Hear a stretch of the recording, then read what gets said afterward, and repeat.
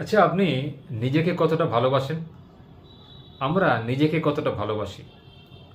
শুধু তো আমরা বিচার করি যে কেউ আমাকে ভালোবাসছে না, বা আমি কোনো মেয়েকে ভালোবাসি না, বা অমুক লোককে ভালোবাসি না, বা সে আমাকে ভালোবাসে না। আচ্ছা, আপনি নিজেকে কখনো ভালোবেসেছেন? নিজেকে ভালোবাসা মানে অনেক কিছু হয়।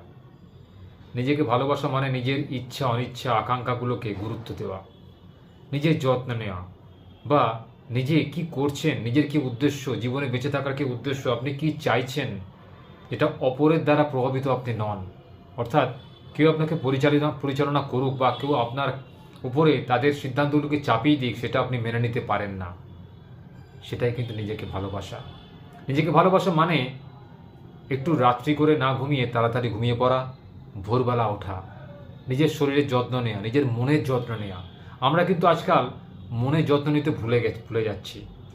আমরা অর্থের দিকে ছুটছি, সময়ের দিকে ছুটছি, অহেতুক আমরা মরীচিকা পেছনে ছুটে যাচ্ছি। যে জিনিস আমরা পৃথিবী থেকে নিয়ে যেতে পারবো না, যে জিনিস আমরা পৃথিবীতে ফেলে রেখে যাব, আমাদের সম্পত্তি, আমাদের অর্থ, যশ, নাম, খ্যাতি, জামা কাপড়, গয়নাগাটি, গাড়ি বাড়ি, কিছুই আমাদের সঙ্গে যাবে না। যাবে কি জানেন? একটা সুস্থ মন, ভালো সৎ কাজ, আপনার ব্যবহার, আপনার চরিত্র,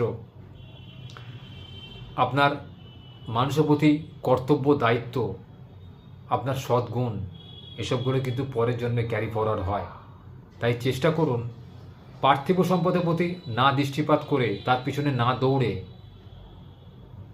আধ্যাত্মিকতার দিকে দৌড়তে। অর্থাৎ যেটা করলে আপনি স্বয়ং ভগবানের সঙ্গে সাক্ষাৎ করতে পারবেন, যেটা করলে আপনি ভগবানের আশীর্বাদ পাবেন, ভালোবাসা পাবেন, প্রেরণা পাবেন, অনুপ্রেরণা পাবেন, যে আপনাকে জীবনে নতুন করে বাঁচতে উৎসাহ যোগাবে, যে আপনাকে জীবনে নতুন পথের সন্ধান দেবে, অন্ধকার থেকে আপনাকে আলোর পথের সন্ধান দেবে, যে আপনার দুঃখ অবস্থা থেকে সুখের দিকে আপনাকে নিয়ে যেতে পারবে, যে আপনাকে উচিত এবং সৎ বুদ্ধি দিয়ে উপকার করবে, সেই ভগবানের প্রতি আস্থা রাখুন এবং তাকে যত্ন নিন, বা তার প্রতি খেয়াল রাখুন, তাকে শ্রদ্ধা ভক্তি করুন। তাহলে দেখবেন আপনার জীবনে আপনার যে আকাঙ্ক্ষা, আপনার যে ইচ্ছা অনিচ্ছা বাসনা, সেগুলো কিন্তু কোনোদিন অপূর্ণ থাকবে না। যে ব্যক্তি স্বয়ং উপরওয়ালাকে ভালোবাসে, তাকে কিন্তু উপরওয়ালা ঢেলে দেয়। যে ব্যক্তি ভালোবাসে না, বা লোক দেখানো ভান করে, তাকে কিন্তু ভগবান কিছুই দেয় না। দিলেও কিছু ক্ষণের জন্য দেয়, বা কিছু দিনের জন্য দেয়, আবার তার থেকে কেড়ে নেয়।